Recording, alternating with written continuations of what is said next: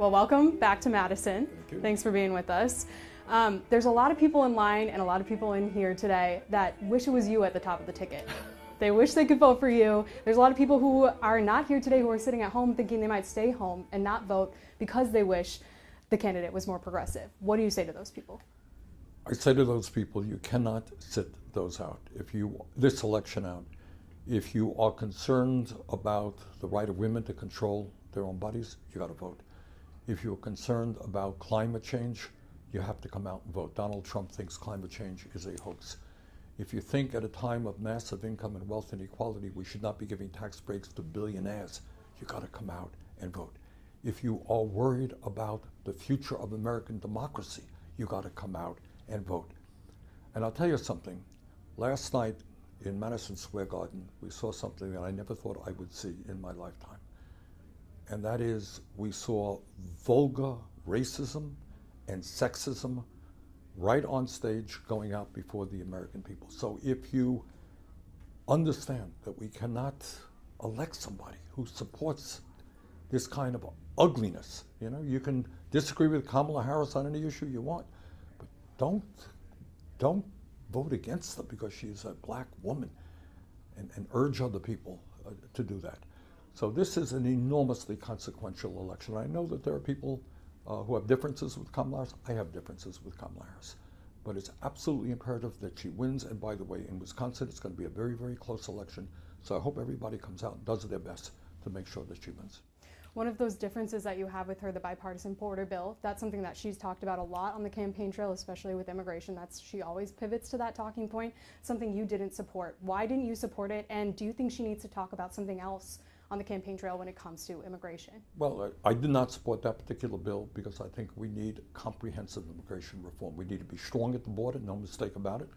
But on the other hand, we need a path towards citizenship for millions of people who have been in this country for a long time, who are working hard, who are helping us with our economy.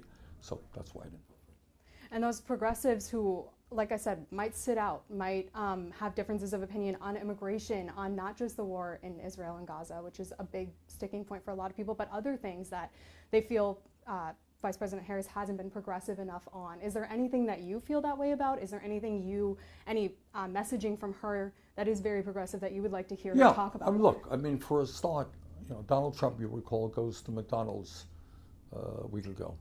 And he stands there, oh, we love McDonald's. Somebody asked him, you're going to raise the minimum wage? He had nothing to say. He's not. We have a starvation minimum wage of $7.25 an hour. There are millions of workers all over this country working for $10, $12 an hour. Kamala Harris thinks we should raise the minimum wage to at least $15 an hour. Kamala Harris believes that workers should get overtime pay, time and a half. That's not what Trump believes. So, Trump's major economic thrust is to give more tax breaks to billionaires. Kamala thinks that the rich should start paying their fair share of taxes. So those are some of the distinctions between the two candidates. And obviously we've seen a Liz Cheney, a Dick Cheney endorsement. It's pretty clear that Vice President Harris is going for those Republicans who may not favor Trump. Do you worry that leaning into that could alienate some of the I think you should do both. Look, there are decent Republicans out there who, I have nothing in common with in terms of policy. Liz Cheney and I agree on absolutely nothing. But there are Republicans who understand that Donald Trump is not fit to be president of the United States, that he does not believe in democracy, trying to undermine democracy, that he lies all of the time. Look, you have an extraordinary, unbelievable circumstance where Trump's vice president for 4 years, Mike Pence, the guy who knows him the best, not supporting him. Where his former chief of staff, John Kelly, not supporting him.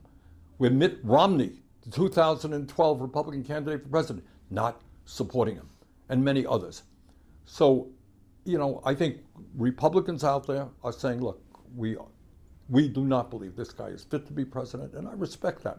But on policy issues, what I think Kamala has got to do is make it very clear that she's going to stand with the working class of this country.